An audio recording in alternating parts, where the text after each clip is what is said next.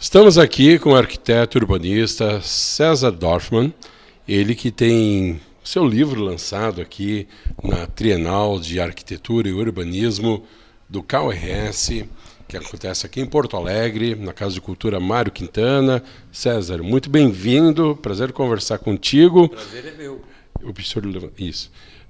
Prazer conversar contigo. Prazer é meu. Eu gostaria de começar lhe perguntando, antes de entrar exatamente na obra, né? Qual é a sensação de se tornar protagonista de um livro? Bom, já fazem alguns anos que isso era um sonho, não só meu, dos meus últimos sócios, que eram os 3 que estavam aqui. Eu digo os últimos, porque eu tive vários sócios. Certo. E era um sonho. E nós resolvemos, já fazem poucos anos, montar o livro. Tá? Nos apresentamos, inclusive, ano passado, ano retrasado, na concorrência do CAU, mas não aconteceram os problemas. As imagens que a gente mandou não estavam de acordo e não deu, e esse ano deu. É uma coisa importante porque a gente passa uma vida trabalhando. Quando eu falo trabalho, parece que é uma coisa ruim, uma coisa muito boa, porque eu sempre fiz o que eu gosto de fazer, Sim. que é arquitetura e dar aula, né? E a gente quer que o legado fique, né, para as pessoas saberem. A gente hoje, por exemplo, esses tempos eu estava querendo saber uma obra antiga que tem em Porto Alegre, ninguém sabia de quem era a obra. Eu tive que ir num arquivo lá descobrir que era um arquiteto, que no início do século passado. Tá? Isso é importante. Né? E a outra coisa é deixar registrado, porque nesse livro a gente ia botar e eu resolvi não botar as obras demolidas, né? Tem muita coisa demolida, infelizmente, né? Legalmente não tem o que fazer, porque a única possibilidade são as obras tombadas. E o movimento modernista, né, começou aí em Porto Alegre pelos anos 50, talvez, as obras do movimento modernista não são tombadas. Então, as minhas estão indo nessa história. Né, estão sendo literalmente tombadas, vão ao chão. Né? Vão ao chão. Então, esse livro era um sonho que está realizado. É um dia muito feliz da minha vida. E considero assim, é uma etapa que tinha que ser cumprida e eu tinha medo de não cumprir. Né? A idade vai chegando. Né? Mas deixa eu lhe perguntar, 60 anos de história, e agora a gente vive praticamente, César, num mundo diferente do que era 60 anos atrás. Sim. Esse novo mundo lhe espanta ou lhe encanta?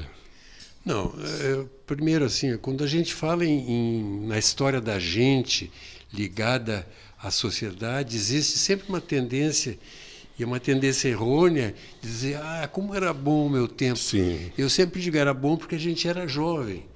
Então, cada tempo tem as suas mazelas, tem as suas alegrias.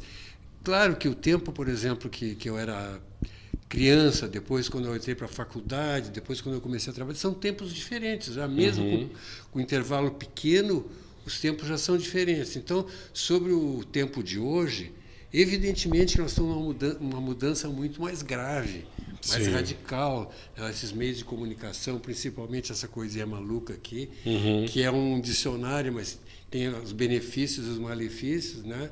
Não sei o que vai acontecer, mas a gente se assusta. Mas eu acho que é assim, a humanidade caminha por etapas e a gente tem que aceitar. Quem vive um pouco mais, que é o que está acontecendo comigo, a gente tem que aceitar o que está acontecendo. Não tem outro jeito. Ou então ficar chorando pelos cantos, né, que é muito pior. Muito pior. No alto de 6 décadas, César, de atividade profissional, com toda a tua experiência e principalmente com toda a tua lucidez, que conselho tu daria para essa gurizada que está hoje começando na arquitetura? Bom, é uma coisa difícil. Eu convivo, eu lecionei até 2015. Em 2015 já tinha um outro tipo de aluno, e hoje eu imagino que deva estar mais diferente ainda. Eu acho que, em primeiro lugar, a gente tem que ser apaixonado pelo que faz. Certo. Porque nas aulas eu dizia assim, eu sou um afortunado, porque eu faço o que eu gosto. Talvez a maioria das pessoas, certamente a maioria das pessoas fazem para sobreviver. Né? Talvez gostariam ou tivessem talento para fazer outras coisas e não conseguiram. Então, eu sou um afortunado. Então, o conselho que eu dou é tentar se apaixonar. Se não conseguir, se possível, troque de profissão.